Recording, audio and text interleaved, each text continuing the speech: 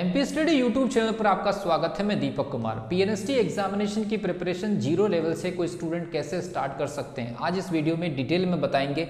अगर आप इस चैनल पर नए हैं तो चैनल को सब्सक्राइब कर लीजिए, बेल आइकन को प्रेस कर लीजिए।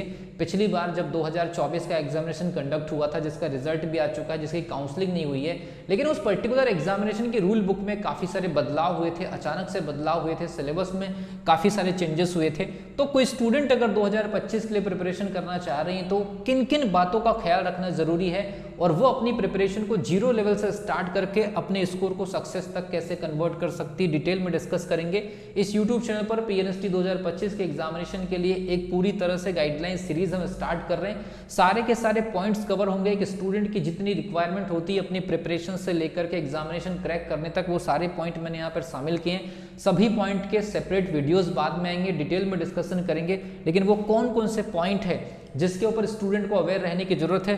पॉइंट नंबर 1 जो है सिलेबस, क्योंकि आप जानते हैं पिछले बार आनन फानन में विभाग ने या ईएसबी ने इसके सिलेबस को बदल दिया था। पूरा का पूरा सिलेबस 50% सिलेबस कर दिया गया था। तो अगर बीच में सिलेबस को लेकर कोई अपडेट आती तो आपको इस चीज़ के लिए अलर्ट रहना चाहिए। तो सिलेबस को लेकर के किसी भी प्रकार का कोई अलर्ट आएगा तो हमारी तरफ से स्टूडेंट्स को इन्फॉर्मेशन दी जाएगी। 2020 से जब से पीएनएसटी का एग्जामिनेशन कंडक्ट हो रहा है, 2020 कोविड की सिचुएशन के बाद से ये स्लॉटेड बेस पेपर जो है ये कंडक्ट हो रहा है और इस चीज़ की इन्फॉर्मेशन बहुत सारे स्टूडेंट्स को नहीं है। बहुत सारे स्टूडेंट ब्लाइंडली प्रिपरेशन करते हैं। ये स्लॉटेड बेस पेपर जब से बनना स्टार्ट हुआ है, स्टूडेंट की जो प्रिपरेशन है काफ़ी ज़्यादा डिस्टर्ब हो रही है। तो स्लॉटेड बेस पेपर कैसे बनता है, इसका क्या इम्पैक्ट पड़ता है, अलग अलग सब्जेक्ट में कैसे स्लॉटेड बेस सिलेबस पूछे गए हैं पिछले 4 साल में, वो अलग से वीडियो में डिस्कस करेंगे। एक टारगेट स्कोर लेकर के जरूर चले। आप अपनी प्रिपरेशन में स्टार्टिंग से ही टारगेट स्कोर सेट करें अपनी कैटेगरी के अकॉर्डिंग कि इतने नंबर आप लेकर के आएंगे तो ही आपका सिलेक्शन पॉसिबल है। जबकि आप प्रिपरेशन कर रहे हैं 6-7 महीने पहले या 8 महीने पहले तक की सिचुएशन है। स्टडी मटीरियल का सिलेक्शन बहुत ज़रूरी है। स्टूडेंट जब प्रिपरेशन करना स्टार्ट करते हैं जीरो लेवल से, अगर उसको स्टडी मटीरियल की इन्फॉर्मेशन नहीं है तो आप मार्केट की कोई भी बुक्स उठा करके स्टडी करना स्टार्ट करते हैं या जानकारी के अभाव में, इंफॉर्मेशन के लैक ऑफ इंफॉर्मेशन की वजह से आप कोई भी बुक से अगर आप स्टडी करना स्टार्ट कर दें जो कि एग्जामिनेशन पॉइंट ऑफ व्यू से ऑथेंटिक है या नहीं है, तो याद रखिए स्टडी मटेरियल का एक बेहतर कलेक्शन आपको बताऊंगा मैं। इसके अलावा बुक्स, कुछ सब्जेक्ट की आपके पास में बुक्स होनी चाहिए। कुछ स्पेशल बुक्स होती है, कुछ स्पेशल राइटर्स की बुक्स होती है। अगर आपके पास में समय अवेलेबल है तो बुक्स जरूर पढ़ें, उससे आपको एक्स्ट्रा बेनिफिट मिलता है। बात करते हैं कि एनसीईआरटी की जो बुक होती है और जो एमपी बोर्ड की जो बुक होती है, दोनों बुक कितना इम्पैक्ट डाल रही है। पिछले 3-4 साल के पेपर में मैंने एनालाइज किया है कि जब से ये जो एमपी बोर्ड की बुक एनसीईआरटी में कन्वर्ट हुई है, इन बुक्स का बहुत ज़्यादा इंपॉर्टेंस बढ़ा है। कितना और कैसे और कहाँ से आपको इन बुक्स से पॉइंट कलेक्ट करने हैं, वो इससे संबंधित जो वीडियो मैं यहाँ पर अपलोड करूंगा तब बताऊंगा। न्यूमेरिकल अप्रोच, पीएनएसटी एस्पिरेंट 90% जो पीएनएसटी एस्पिरेंट होती है वो बायोलॉजी साइंस से बिलोंग करती है।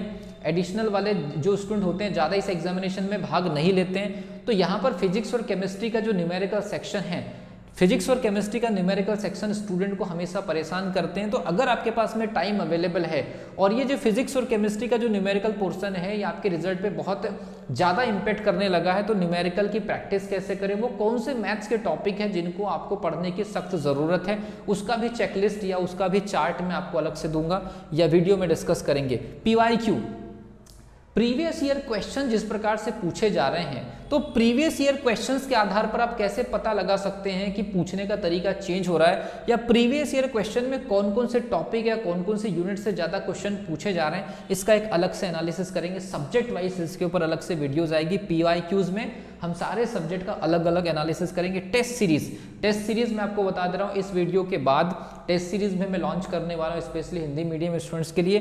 तो टेस्ट सीरीज आप लोगों के लिए बहुत ज़रूरी है।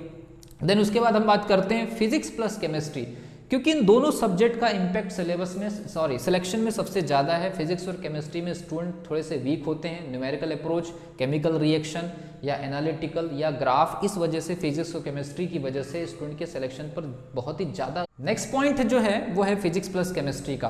तो फिजिक्स और केमिस्ट्री एक ऐसी प्रॉब्लम है जो 95% से भी ज़्यादा जो स्टूडेंट है उनकी प्रॉब्लम है पीएनएसटी एग्जामिनेशन के लिए। बायोलॉजी का देखना पड़ेगा, सिलेबस में अगर बदलाव होगा तो बॉटनी जूलॉजी आपसे सेपरेट पूछा जाता है, या बायोलॉजी कंबाइंड 20 नंबर का जो अभी नए सिलेबस के अकॉर्डिंग हो गया उसको भी हम डिस्क्राइब करेंगे। इंग्लिश एज अ कंपलसरी पूछा जा रहा है पिछले 17 सालों से लगातार। यहाँ पर जनरल नॉलेज नाम की चीज़ एक ऐड हो गई है जो कि स्टूडेंट के लिए एक सिरदर्द बन करके बैठा हुआ है। कैसे इसको कम समय में कवर करना है या इसको कैसे टैकल करना है, या जिस प्रकार से इस साल पेपर कंडक्ट हुआ है तो ये चीज़ें कितना रोल प्ले करेगी उसको भी समझने की कोशिश करेंगे। इसके बाद बात करते हैं कि नोट्स कैसे बनाएं, या शॉर्ट नोट्स कैसे बनाएं, या हाइलाइट्स कैसे करें। इसके ऊपर एक अलग से वीडियो हम बनाएंगे।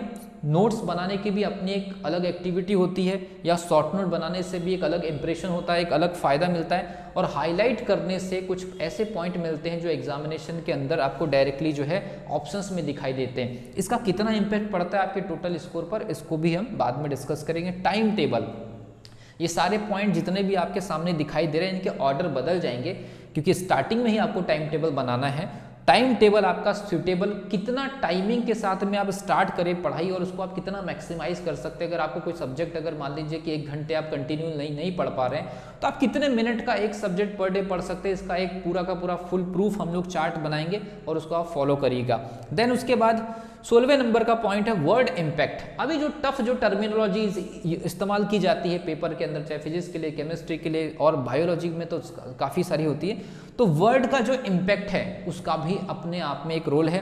पिछले 3 साल के पेपर में वर्ड इम्पैक्ट, या इसको ये बोलिए कि जैसे बायोलॉजी के कुछ ऐसे वर्ड होते हैं जिसका मीनिंग ही समझ में नहीं आता। अगर आपको मीनिंग समझ में नहीं आएगा तो उसके जो ऑप्शंस होंगे, कुछ ऐसे वर्ड इस्तेमाल किए जाते हैं क्वेश्चंस के अंदर जिसका मीनिंग नहीं पता होने की वजह से वो पूरा का पूरा जो क्वेश्चन है आपकी रेंज से बाहर हो जाता है। और कुछ ऐसे वर्ड की अगर हम डिक्शनरी बनाने लगे, और डिक्शनरी का मतलब है छोटा सा कॉपी के अंदर अगर हम मान लीजिए ऐसे वर्ड को अगर हम देख ले जिसका मीनिंग अगर हमको पता चल जाए तो ये पूरे के पूरे एग्जामिनेशन में लगभग 20% क्वेश्चन ऐसे होते हैं जिनके वर्ड का मीनिंग स्टूडेंट को क्लियर कट पता नहीं होता है। इस वजह से ऑप्शंस जो हैं वो एकदम पूरी तरह से समझ नहीं पाते हैं। अब उसके बाद बात करते हैं रिवीजन। रिवीजन करने की टेक्निक आपको बताई जाएगी। जब आप टेस्ट सीरीज से जुड़ेंगे तो रिवीजन करने की टेक्निक अपने आप आपके हाथ में आ जाएगी। इसके अलावा आईएमपी टॉपिक्स, मैंने पहले भी बता दिया है कि ये कुछ ऐसे टॉपिक्स हैं जिनको हम पहले डिस्कस करेंगे। आईएमपी टॉपिक्स आपको पता होंगे, टाइम टेबल आपका पहले डिसाइड होगा, स्टडी मटेरियल आपका पहले से डिसाइड होगा, पढ़ना आपको कितने घंटे है और किस अप्रोच से पढ़ना है, न्यूमेरिकल प्रैक्टिस कितनी करनी है। तो आईएमपी टॉपिक्स का मतलब ये हर सब्जेक्ट में, मैंने आपको पहले भी बताया था जब हम प्रीवियस ईयर क्वेश्चन का एनालाइज कराएंगे तो आईएमपी टॉपिक्स अपने आप निकल करके आ जाएंगे। तो कोई भी स्टूडेंट अगर 0 लेवल से प्रिपरेशन अगर कर रही हैं तो 0 लेवल से प्रिपरेशन अगर आपको पीएनएसटी निकालना है 2025 में तो ये सारे के सारे पॉइंट आपकी प्रिपरेशन का हिस्सा होने वाले हैं। इस यूट्यूब चैनल पर 2025 की पीएनएसटी की गाइडलाइन सीरीज जो स्टार्ट हो रही है, और साथ में कुछ सब्जेक्ट की जो क्लासेस हैं, लाइव क्लासेस एकदम बहुत कम चार्ज में स्टूडेंट के लिए स्टार्ट करने जा रहे हैं। तो मिलता हूँ अगली वीडियो में, तब तक के लिए wish you all the best.